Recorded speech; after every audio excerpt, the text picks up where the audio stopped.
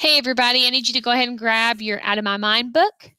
We're going to be reading chapters 5 and 6 today. So you need to open up your book to page 27, and you'll see chapter 5. And I want you following along with me as I read. Chapter 5. I have been at Spalding Street Elementary School for 5 years. It's very ordinary, filled with kids, just like the schools I see on television shows. Kids who chase each other on the playground and run down the hall to get to their desks just before the bell rings. Kids who slide on ice patches in the winter and stomp in puddles in the spring. Kids who shout and push. Kids who sharpen their pencils, go to the board to do math problems, and open their books to read a poem. Kids who write their answers on notebook paper and stuff their homework into backpacks. Kids who throw food at each other in the lunchroom while they sip on juice boxes. Kids who sing in the choir, learn to play the violin, and take gymnastics or ballet or swimming lessons after school. Kids who shoot baskets in the gym, their conversations fill the hall as they make plans, make jokes, and make friends. Kids who, for the most part, ignore kids like me. The special needs bus, as they call it, has a cool wheelchair lift built in the door, and it picks me up every morning in the front of my house. When we get to school, the drivers take their time and make sure all the belts and buckles are tight before they lower all of us with walkers or wheelchairs or crutches or helmets down on the bus lift one by one to the ground. Then an aide will roll us or help us walk over to a waiting area. When the weather is bright and sunny, we sit outside the school. I like to watch the regular kids as they play foursquare while they wait for the bell to ring. They look like they're having so much fun. They ask one another to play, but no one ever asks any of us. Not that we could anyway, but it would be nice if somebody would say hi. I guess the foursquare players must think we're all so backward, that we don't care that we get treated like we're invisible. I was so excited when Mom first enrolled me here. I thought I'd learn new things every day, but mostly it was simply something to do that took up time and got me out of the house. In second and third grade, I probably learned more from the sci-fi or Discovery channels than I ever learned at school. My teachers were nice most of the time, but they would have needed x-ray vision like Superman to see what was in my head. I am in a special program with other children with what they call disabilities. Our ages range from 9 to 11. Our learning community, what a joke, has been together since I started school. We never seem to move up or on like other classes. We just do what we did the year before, but with a new teacher. We don't even get a new classroom each year. So the same kids I'm with now were together in the second grade with a teacher named Mrs. Tracy. As third graders, we suffered through Mrs. Phillips, who could have gotten the award for worst teacher in the world. There were 6 self-contained learning communities in our wing of the building, children with various conditions from preschoolers to kids who ought to be in high school by now. Our classroom, room H5, might be nice for babies, but give me a break. It's painted yellow and pink. One wall is covered with the sun with a happy face, a huge rainbow and dozens of flowers, also with smiley faces. The other wall is painted with happy bunnies, kittens, and puppies. Bluebirds fly all over a sky with perfect white clouds. Even the birds are smiling. I'm almost 11 years old, and if I have to look at puppies in paradise one more day, I think I'll puke. Ashley, the youngest in our group, actually does puke quite a bit. She's 9, but she could pass for 3. She has the smallest wheelchair I've ever seen. She's our fashion model. She is just plain beautiful, movie star eyes, long curly hair, and a tiny pixie nose. She looks like a doll that you see in a box on the shelf, except she's prettier. Her mom dresses her in a perfectly matching outfit every day. If she has on a pink shirt, she wears pink slacks, pink socks, and 2 tiny pink bows in her hair. Even her little fingernails have been done to match. When we do what the teacher and therapist call group activities, it's hard for Ashley to participate. Her body is really stiff, and it's tough for her to reach or grab or hold anything. Every Christmas, they make the kids in H5 decorate a stupid 6-foot styrofoam snowman. I don't know what the children in regular classrooms get to do, but I do know it's close to holiday time when whatever teacher we have that year pulls this thing out of the closet. Mrs. Hyatt, the kindergarten teacher, loved that messed up snowman, just 3 huge balls of yellowing styrofoam stuck together with pins and pipes. "Let's decorate, children." she said in her squeaky and annoying voice. We're going to place decorations with Velcro or toothpicks or glue, whatever works, on Sydney, our H5 holiday snowman.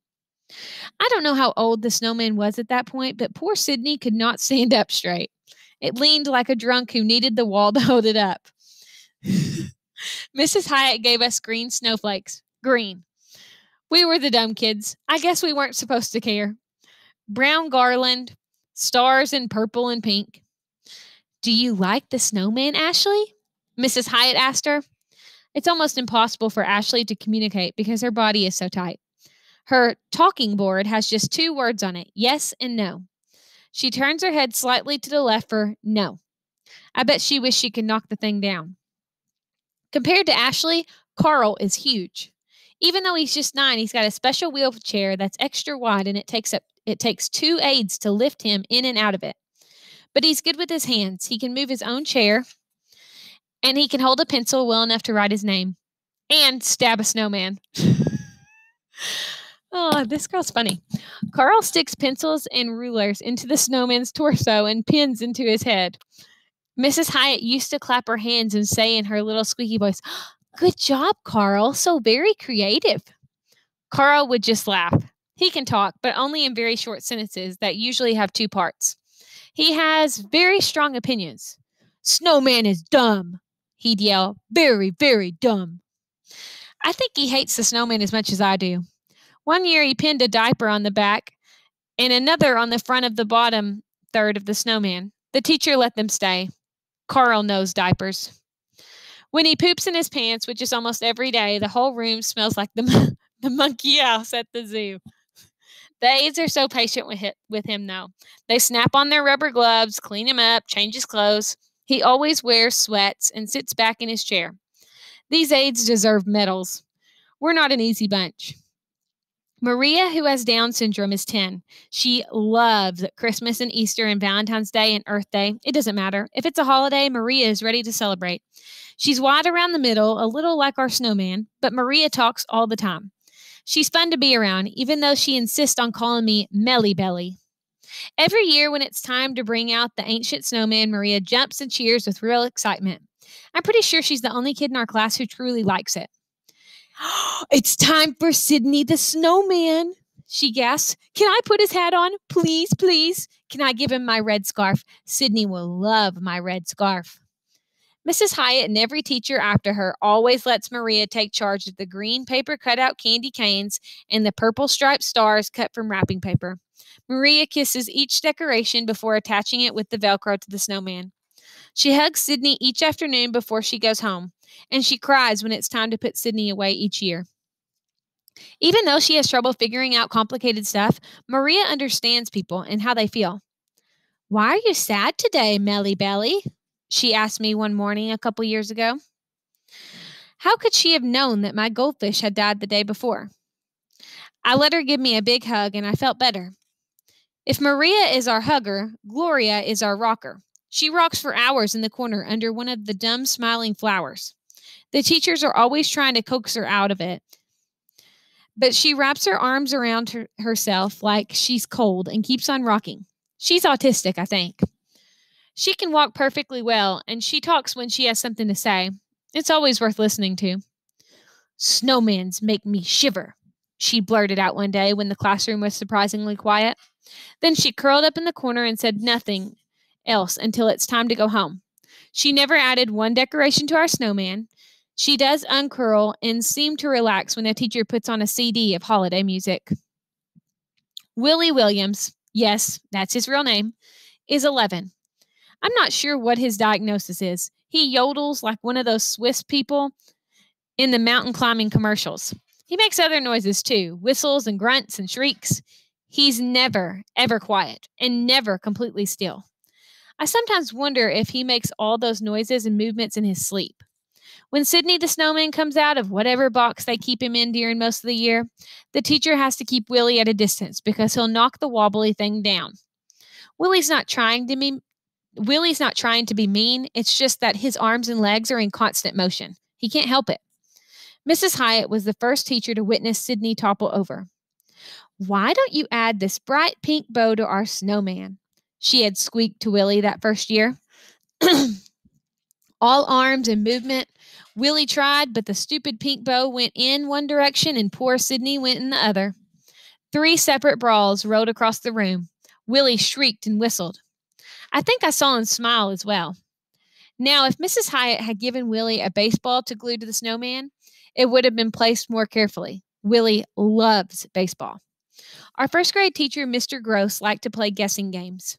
Willie just blurbed if the questions were about butterflies or boats, but watch out if the question was about baseball. He'd screech out the right answer before the yelps and bellows took over. Who was the first baseball player to hit 60 home runs in one season? Mr. Gross asked. Babe Ruth. Then a screech. Who broke Babe Ruth's record of 714 home runs? Hank Aaron. Whooping noises. And who is the all-time hit king? Mr. Gross seemed to be astonished at Willie's knowledge. Pete Rose, 4256. Eek! And who holds the lifetime touchdown record? Silence. Not even a squeak. Willie doesn't bother with football or snowman. Sometimes when I look at Willie, though, I get the feeling that he really wishes he could be silent. Still and silent. I watch him as he closes his eyes, frowns up his face, and concentrates. For just a few minutes, he's quiet. He takes a deep breath like a swimmer coming up for air. When he opens his eyes, the noises start all over. And then he always looks sad. Jill uses a walker because her left foot drags a little as she walks. She's thin and pale and very quiet. When Sydney comes out for the season, Jill's eyes are almost blank. It's like the light has been clicked off. She cries a lot. Mr. Gross used to put the decorations in her hand and try to make it easier for her to join the activity, but it was like helping a store mannequin. I heard an aide say she was in a car accident when she was a baby. I think that's awful, to start out okay, then lose the ability to do stuff. Freddie, who's almost 12, is the oldest in our group. He uses an electric wheelchair. He loves that thing. He tells me every chance he gets, Freddie go zoom, Freddie go zoom. He grins and pretends he's putting on a helmet, then pushes the controller to its max position and takes off across the room. Of course, his speed control has 2 settings, slow and slower. But to Freddie, he's at the racetrack. He zooms his electric chair across the raggedy old snowman, tossing velcroed stars and bells at it, asking, Snowman go zoom zoom? Well, after Willie sent it flying and Carl tried to stab it with pencils, I guess it was a fair question. Every year, Freddie adds his own touches to the snowman. NASCAR and NASA decals like the ones on his chair. If you ask Freddie what date it is, he can't tell you. But if you want to know who won the Daytona 500, Freddie will know. And then there's me. I hate this stupid snowman, but I toss tinsels at it like they asked me to. It's easier than trying to explain. I have a large plexiglass tray that fastens to the arms of my chair. It serves as the food tray as well as the communication board. When I was younger, Mom pasted dozens of words on it, but I was still limited to only a handful of common nouns, verbs, and adjectives, some names, and a bunch of smiley faces. There are also a few necessary phrases like, I need to go to the bathroom, please, and I'm hungry. But most people, even little kids, need to say more than that in a day. Duh. I've got please and thank you, yes, no, and maybe close together on the right-hand side. On the left are the names of people in my family, kids in my class, and teachers. The name Sydney is not included. There's an alphabet strip at the top so I can spell out words and rows of numbers under that, so I can count or say how many or talk about time. But for the majority of my life, I've had the communication tool of a little kid on my board. It's no wonder everyone thinks I'm retarded. I hate that word, by the way, retarded. I like all the kids in room H5, and I understand their situations better than anybody, but there's nobody else like me. It's like I live in a cage with no doors and no key, and I have no way to tell someone how to get me out. Oh, wait, I forgot about Mrs. V. Chapter 6.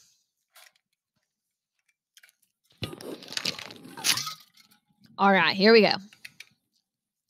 Mrs. Violet Valencia lives next door to us. Violets are purple and Valencia oranges are, well, orange. Purple oranges are just plain unusual, and so is she. She's a big woman, about 6 feet tall, with the biggest hands I've ever seen. They're huge. I bet she could put a full-size basketball in each one of her palms and still have room left over. If Mrs. V is, well, like a tree, then my mom is a twig next to her.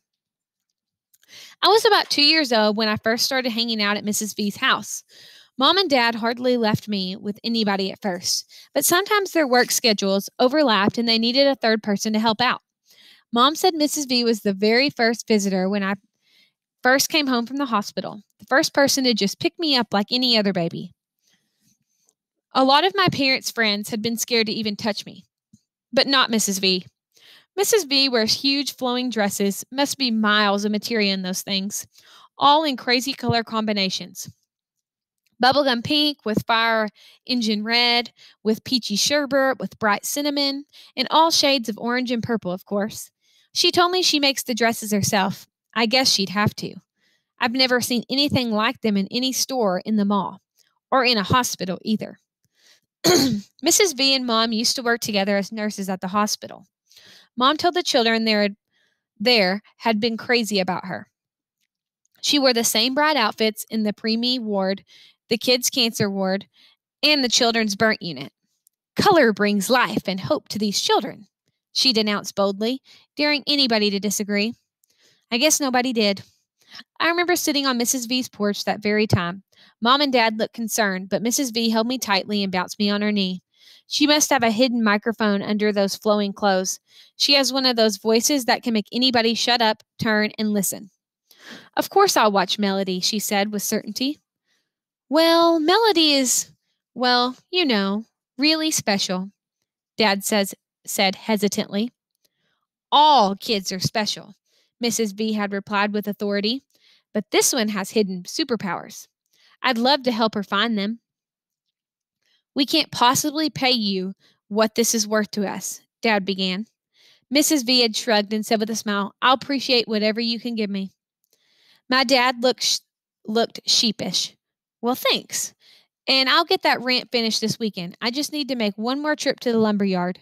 Now that will be a big help, Mrs. V had said with a nod. Melody can be a handful, Mom had warned. Mrs. V lifted me in the air. I've got big hands. We want her to reach her highest potential, Dad added.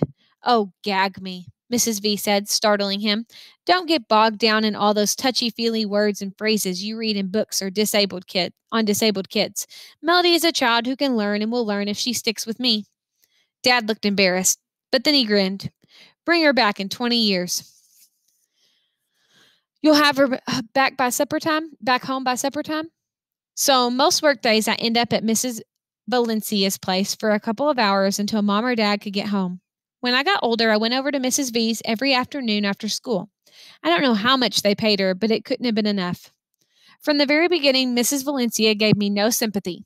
Instead of sitting me in the special little chair my parents had brought for me, she plopped me on my back in the middle of the floor on a large, soft quilt.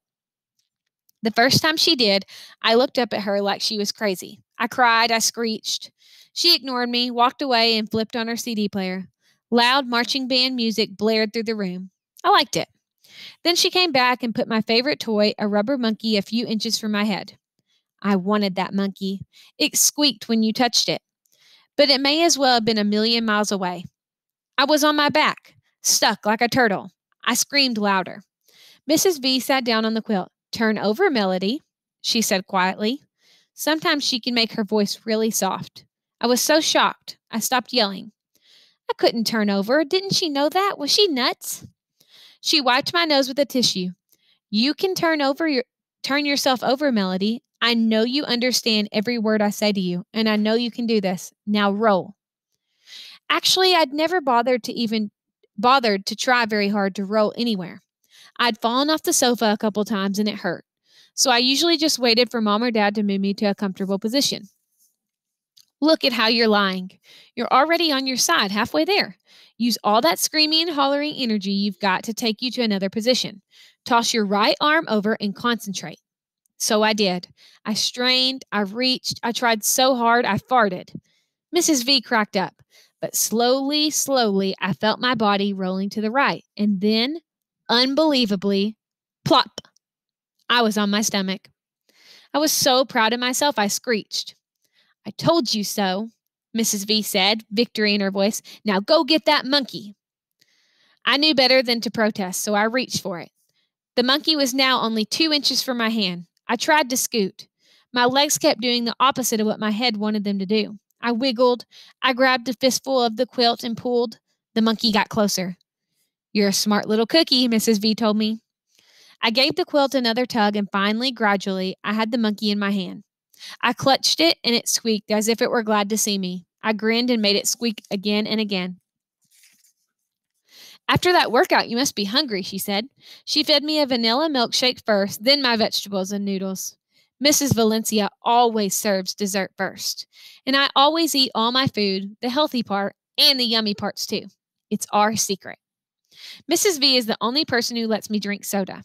Coke, Sprite, Tahitian treat. I love the nose-tickling burp. Mom and Dad mostly give me milk and juice. Mellow Yellow is my favorite. Mrs. V even started calling me that. At Mrs. V's house, I learned to scoot and then to crawl. I'd never win a baby crawling contest, but by the time I was 3, I'd learned to get across a room.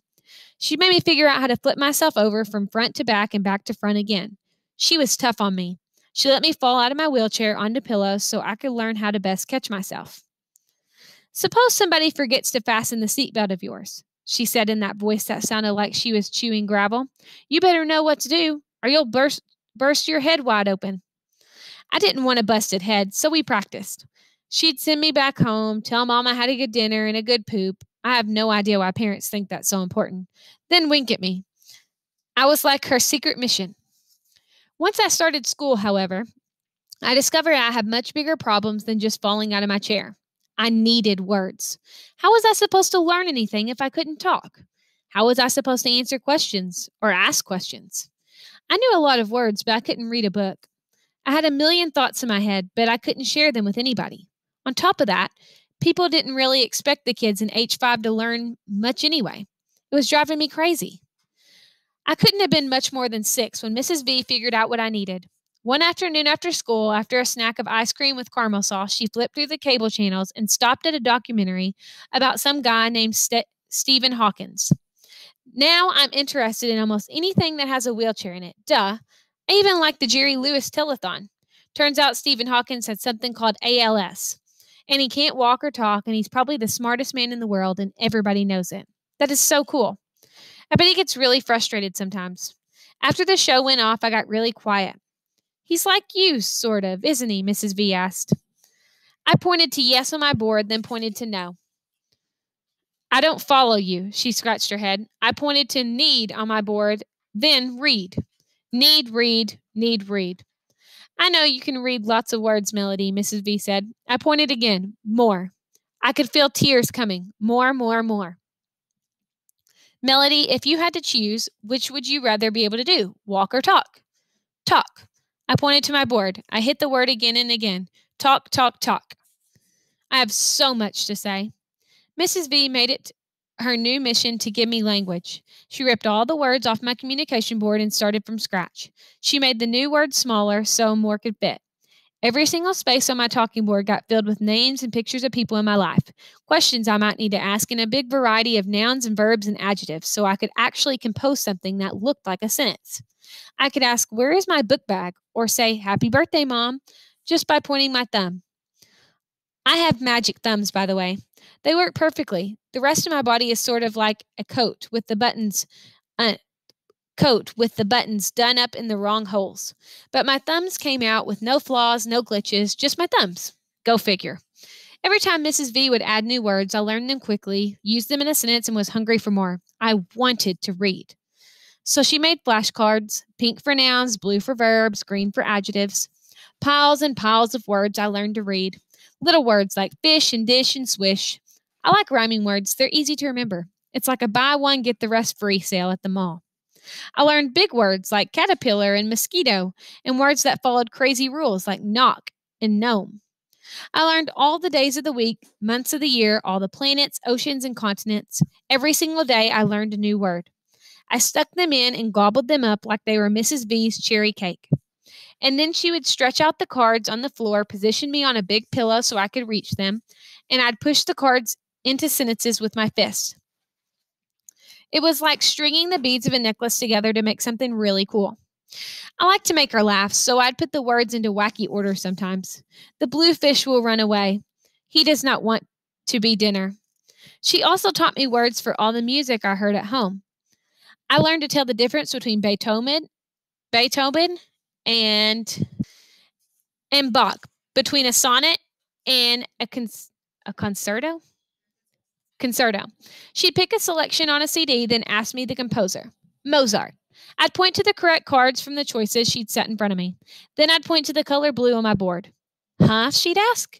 When she played a selection from Bach, I'd point to the correct composer, then once again touch the color blue on my board.